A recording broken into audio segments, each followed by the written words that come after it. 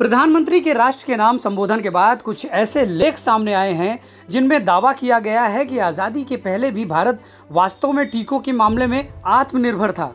अब आपको एक उदाहरण दिखाते हैं कि कैसे पीएम मोदी के संबोधन को इन्होंने बड़ी जल्दबाजी में, बिना कोई होमवर्क, कोई रिसर्च किए, उन्हें फैक्ट चेक के रूप में पेश किया, लेकिन तोड़ मरोड़ कर, सच्चाई हटाकर, या कहें कि सच्चाई को छिपाकर बड़ी चालाकी से। लिखा क्या? इतिहास बताता है कि भारत के पास टीकों तक पहुंच की कमी नहीं थी। खैर, यहाँ हम आपके सामने लाए हैं भारत के टीकाकरण का एक त्वरित ऐतिहासिक अवलोकन। आप खुद ही देख लीजिए। चेचक, एक घातक वायरस जो 1980 में दुनिया भर में खत्म हो गया था। आइए लेख के एक भाग को लेते हैं जिसमें कहा गया कि 1953 में संयुक्त राज्य अमेरिका और यूरोप से इस बीमारी को समाप्त कर दिया गया था। इस समय यहाँ तक कि द्विभाजित सिरिंज जो टीकाकरण के लिए आवश्यक थे, उनको भारत में आयात किया जाना था। टीकों की तो बात ही छोड़ दीजिए। 6 साल बाद WHO ने दुनिया को उस वायरस से मुक्त करने की योजना शुरू की थी, जिसे भारत ने समीकरण में शामिल किया था, लेकिन तब भी भारत में इसे 1975 में खत्म किया गया था।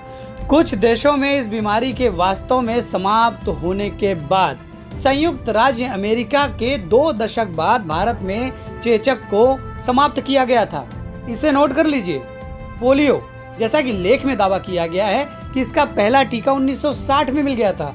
लेख में दावा किया गया है कि इसे 1970 में भारत में विकसित किया गया था। तब तक 10 साल यानी कि 1 दशक की देरी हो चुकी थी। लेख में Indian journal of medical research के अनुसार पहली बार 1979 में ओरल पोलियो वायरस वैक्सीन या OPV के साथ टीकाकरण की शुरुआत का कोई उल्लेख नहीं है। यह USCDC की एक रिपोर्ट है जिसमें दावा किया गया है कि 1979 के बाद से वहां पोलियो का कोई मामला नहीं देखा गया है।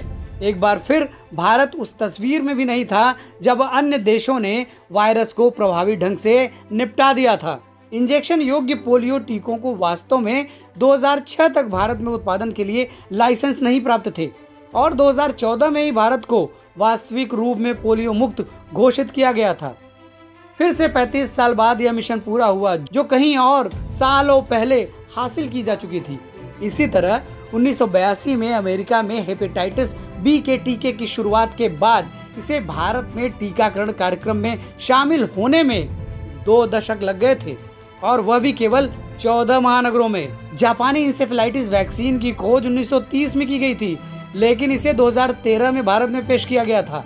टेटनस के टीके 1924 में खोजे गए थे, लेकिन भारत में आधी सदी के बाद 1978 में पेश किए गए थे। अब ऐसे दावे हैं कि भारत आत्मनिर्भर था, लेकिन सामाजिक आर्थिक कारकों के कारण टीकाकरण कम था। अब समझिए, इसी वजह से मिशन इंद्रधनुष जैसी पहल शुरू की गई है। यह केवल एक विस्तारित और व्यापक टीकाकरण अभियान के माध्यम से मुमकिन हुआ है कि आबादी के लिए आवश्यक टीके उपलब्ध हैं। केवल इन योजनाओं के माध्यम से ही भारत का टीकाकरण कार्यक्रम आज सामाजिक आर्थिक चुनौतियों से बाहर है।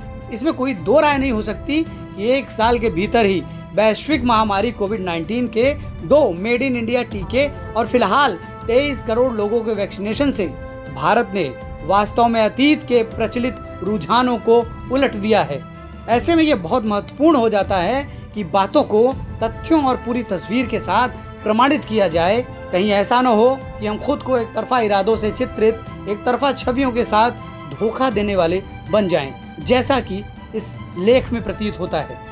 जय हिंद।